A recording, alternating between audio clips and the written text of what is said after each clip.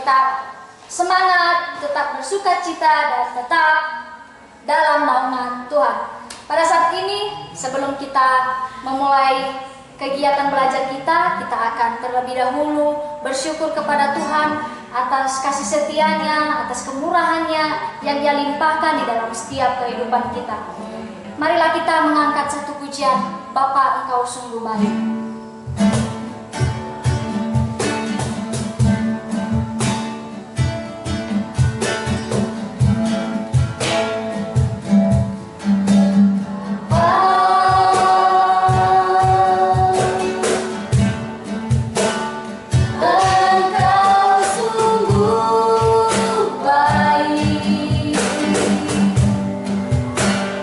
Kasih-Mu melimpah.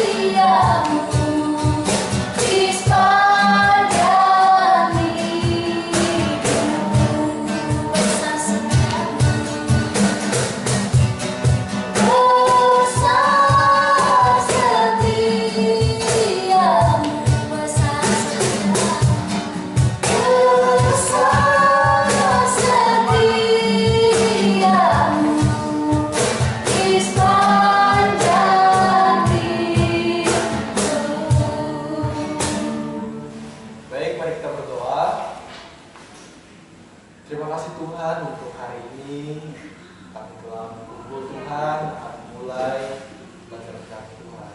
Persiapan kami, meskipun dengan keadaan yang saat ini tidak memungkinkan kami untuk saling berinteraksi Tuhan, tapi kami yakin percaya lewat media video ini Tuhan kami masih bisa belajar.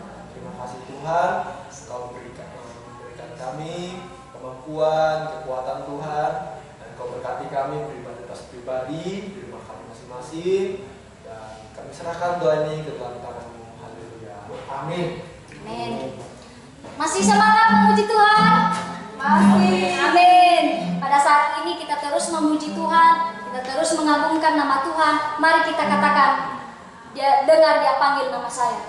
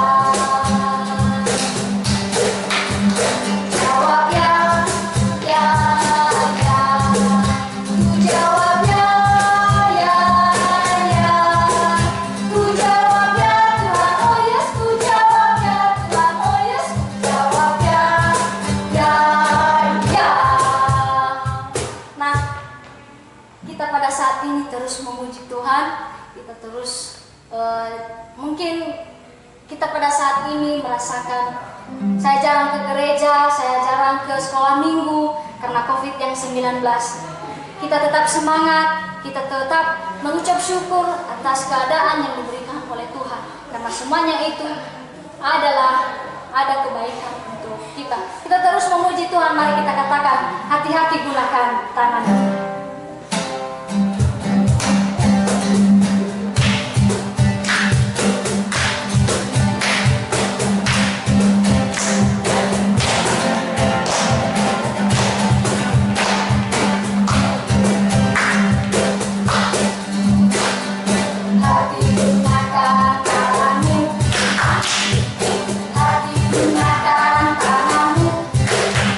Karena Bapa disuka beli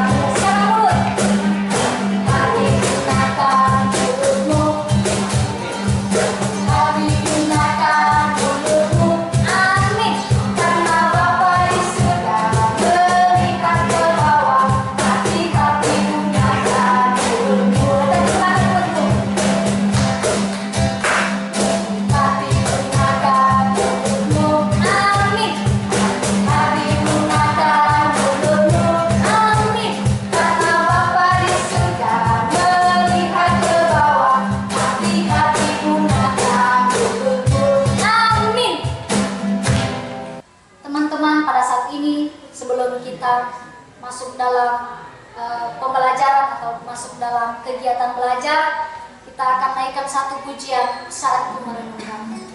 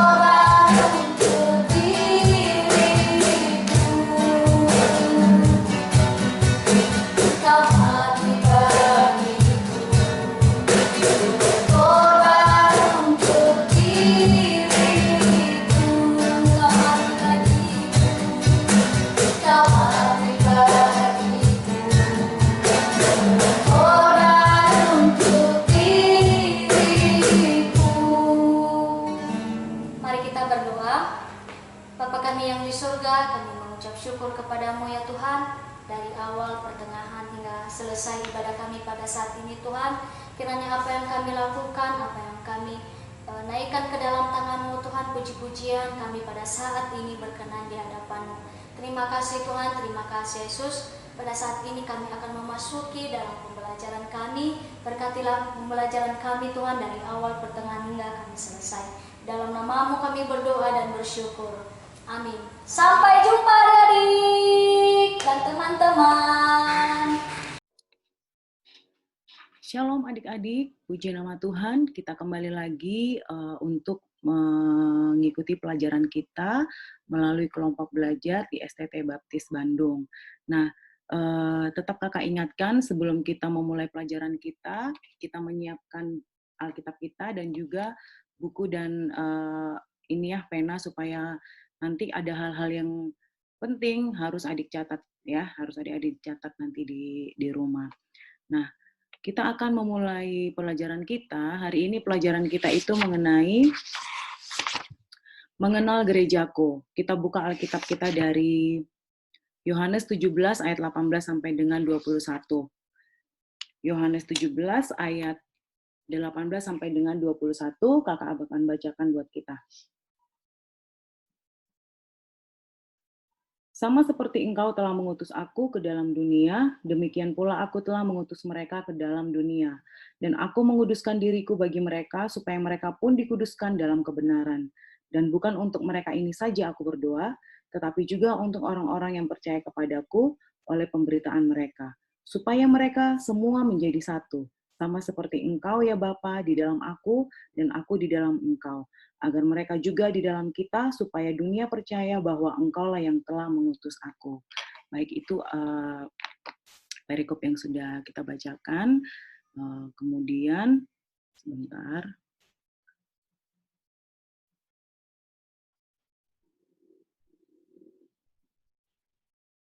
Baik, tadi bab 2 yaitu mengenal gerejaku.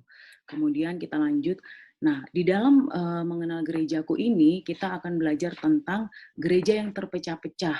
Jadi perpecahan yang pertama itu, tadi kita sudah baca ya perikop di Yohanes 17 ayat 18 sampai dengan 21. Nah, gereja yang terpecah-pecah, perpecahan pertama itu tertulis, jadi kalau kita baca di Yohanes 17 ayat 21, kita menemukan salah satu doa Tuhan Yesus yang sangat penting. Pada perjamuan terakhir bersama murid-muridnya, Tuhan Yesus berdoa agar murid-muridnya dan semua pengikutnya tetap bersatu. Nah, di ayat 21 itu, Yesus berdoa agar murid-muridnya itu dan semua pengikutnya tetap bersatu. Nah, meskipun Tuhan Yesus telah berdoa memohon kepada Allah Bapa agar murid-muridnya dan kita semua juga ya sebagai pengikut-pengikut Kristus untuk hidup dalam persatuan. Namun kalau bisa kita lihat pada kenyataannya sering terjadi perpecahan di gereja-gereja ya. Nah, kemudian dalam kisah para Rasul 15 kita juga menemukan bagaimana gereja perdana diperhadapkan dengan sejumlah pertanyaan yang sangat mendesak. Pertanyaan itu apakah orang-orang bukan Yahudi yang ingin menjadi Kristen harus terlebih dahulu menjadi Yahudi? Nah, pertanyaan itu yang dipertanyakan pada awal-awal gereja perdana itu, kalau orang-orang mau masuk Kristen itu, apakah orang-orang bukan Yahudi yang ingin menjadi Kristen harus terlebih dahulu menjadi Yahudi? Nah, kita akan lihat jawabannya ya adik-adik ya. Nah, ada beberapa pemimpin gereja saat itu yang menuntut agar orang-orang Yahudi yang ingin menjadi Kristen terlebih dahulu harus disunat. Lalu mereka diwajibkan menjalankan seluruh hukum Taurat. Mereka dipimpin oleh Petrus dan Yakobus. Jadi mereka itu pemimpin-pemimpin gereja saat itu menuntut agar orang-orang Yahudi yang menjadi Kristen itu harus disunat dulu ya, harus disunat dulu dan diwajibkan menjalankan seluruh hukum Taurat yang ada pada saat itu.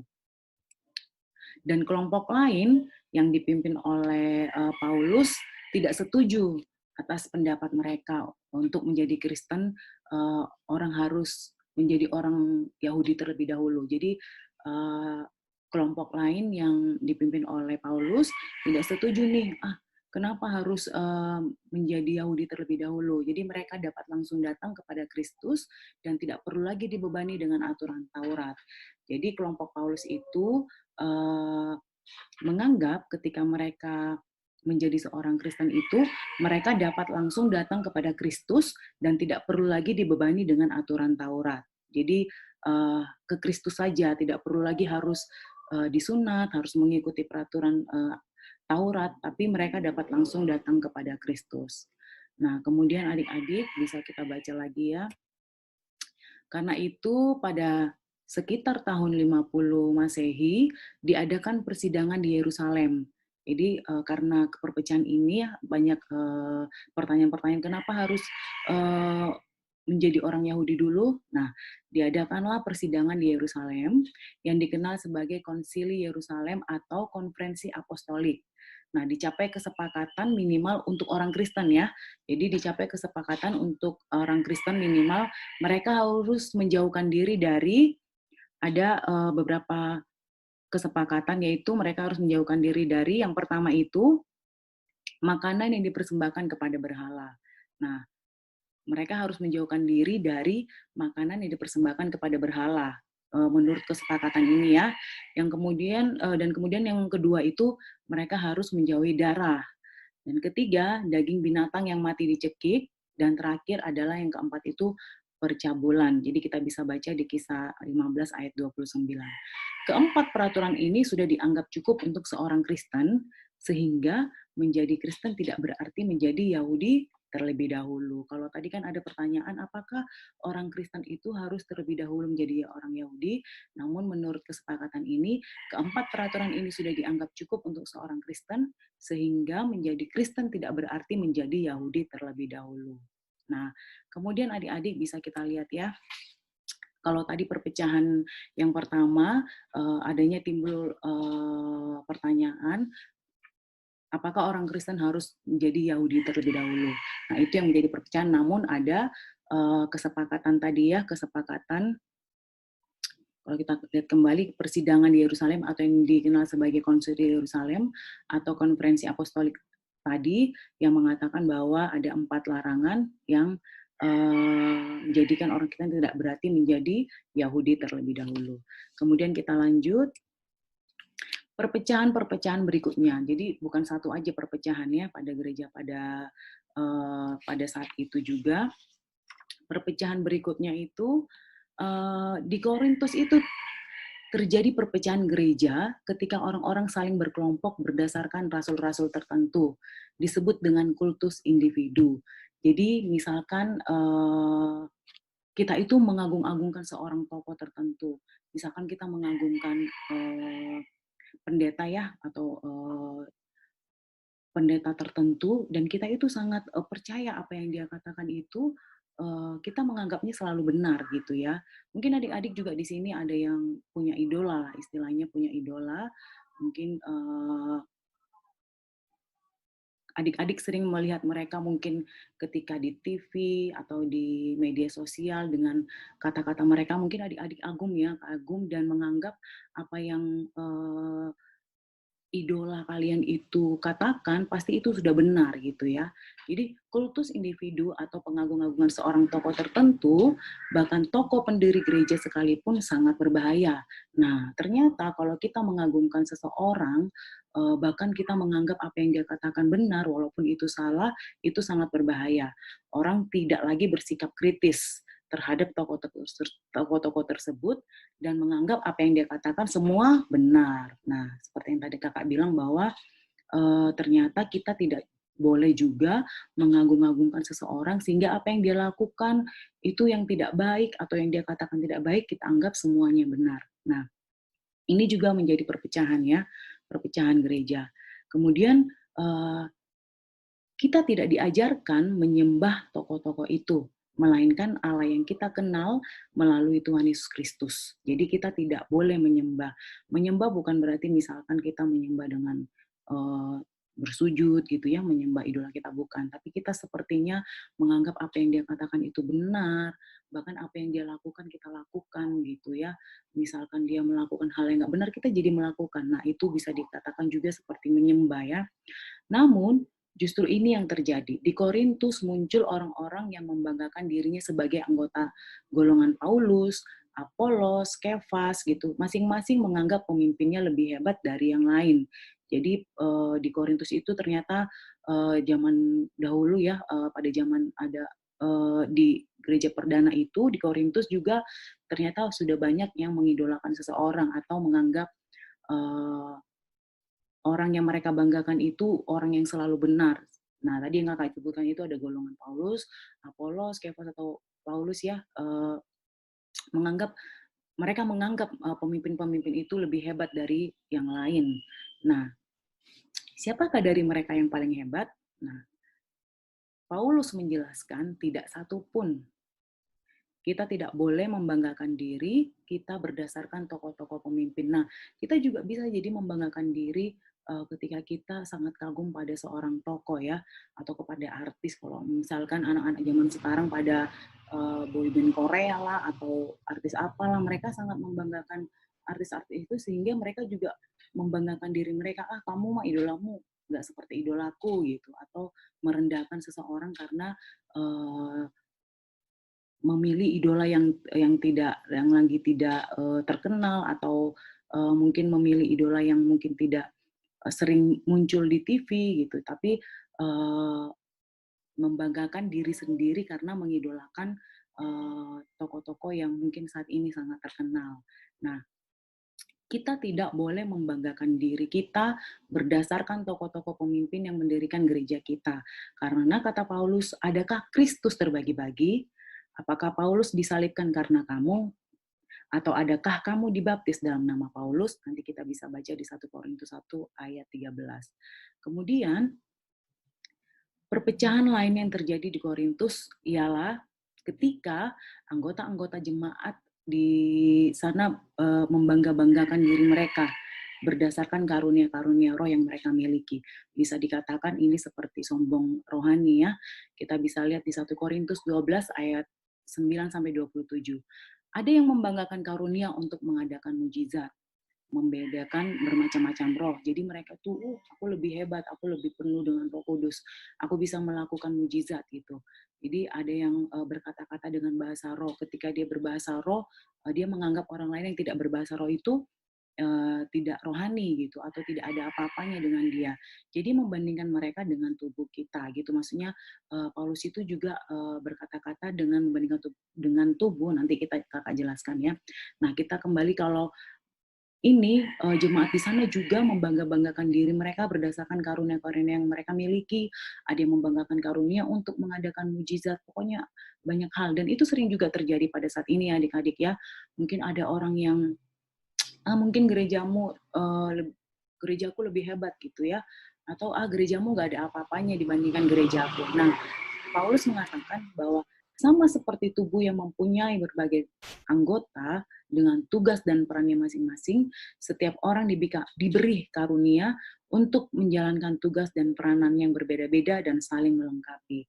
Nah, seperti tubuh, kata Paulus, seperti tubuh kita memiliki tangan, memiliki mata, memiliki telinga, memiliki kaki. Semua itu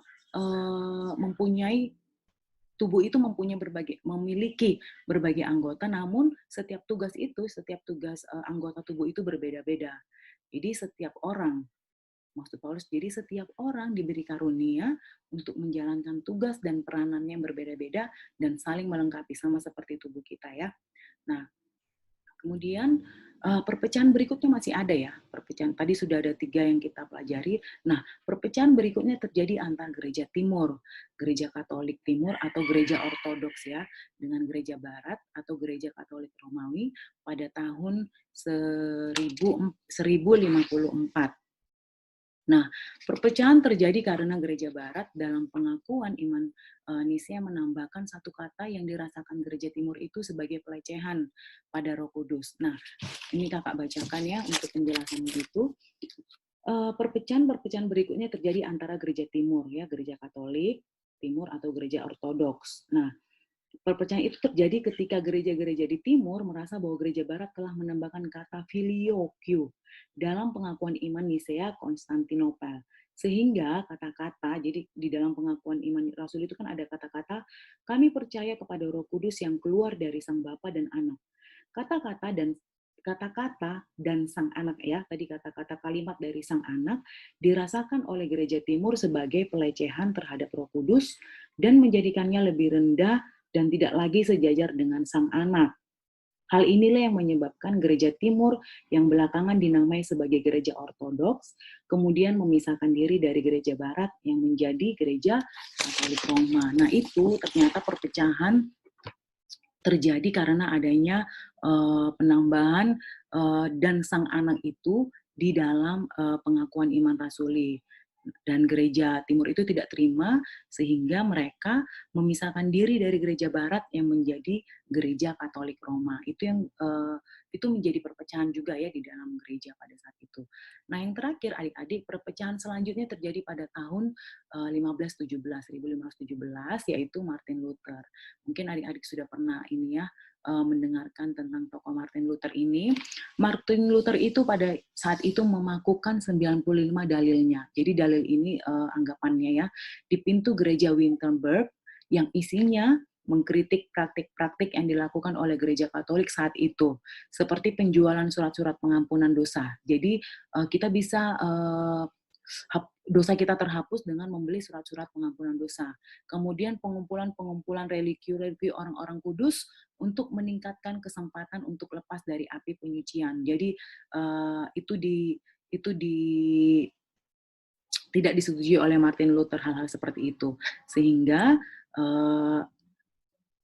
Martin Luther membuat sebuah reformasi ya untuk hal ini, dan Martin Luther tidak setuju dengan penjualan surat-surat pengampunan dosa atau pengumpulan religi orang-orang kudus untuk meningkatkan kesempatan untuk lepas dari api penyucian, karena kita tahu bahwa pengampunan dosa itu hanya dapat dilakukan oleh Kristus, oleh Allah Bapa. Ketika kita datang kepada Bapa, kita memohon ampun atas semua dosa-dosa kita percaya bahwa Tuhan akan menolong kita, bukan dengan surat-surat pengampunan dosa ya.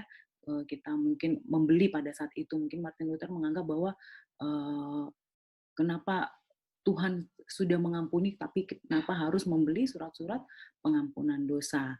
Nah, itulah adik-adik perpecahan-perpecahan yang terjadi pada saat gereja perdana, dan kita tahu bahwa perpecahan-perpecahan ini juga mungkin saat ini juga ada di setiap gereja-gereja. Mungkin ada perpecahan yang mungkin bisa diselesaikan di dalam gereja oleh pihak gereja di dalam gereja tersebut, dan ada juga yang mungkin terjadinya perpisahan.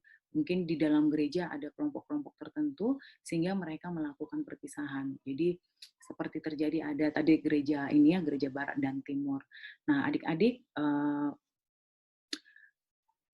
semoga adik-adik mengerti ya, kalaupun tidak mengerti seperti yang kakak ingatkan selalu di setiap pembelajaran kita, adik-adik bisa bertanya melalui WA atau bisa menelpon gitu ya, bisa menelpon atau melalui WA untuk menanyakan mana yang kurang jelas. Nah, untuk tugas yang telah kakak berikan di 3 minggu yang lalu dan juga minggu sebelumnya, kakak harap itu tetap dikumpulkan. Jangan lupa supaya nilainya dapat dikeluarkan. Kemudian adik-adik, minggu ini kakak akan memberikan tugas. Kakak sudah memberikan link di WhatsApp untuk buku yang kita pelajari di semester ini tentang buku guru, yaitu Pendidikan Agama Kristen dan Budi Pekerti. Ada buku guru dan ada buku murid ya, dan adik-adik sudah kakak share, yaitu link buku murid Pendidikan Agama Kristen dan Budi Pekerti. Jadi tugasnya itu merangkum bab 2 dari buku yang sudah diberikan linknya. Nanti setelah selesai, adik-adik bisa mengirimkannya melalui WhatsApp group atau ke WhatsApp kakak pribadi ya. Jadi jangan lupa adik-adik tetap belajar di rumah walaupun kita secara online pada saat ini dan kita belum bisa tanya jawab, tetap adik-adik mengikuti terus video-videonya dan jangan lupa mengerjakan tugas yang diberikan. Baik adik-adik, kita akan selesai untuk pembelajaran pada hari ini. Siapkan hatinya untuk mengikuti nanti ujian-ujian di minggu-minggu yang akan datang.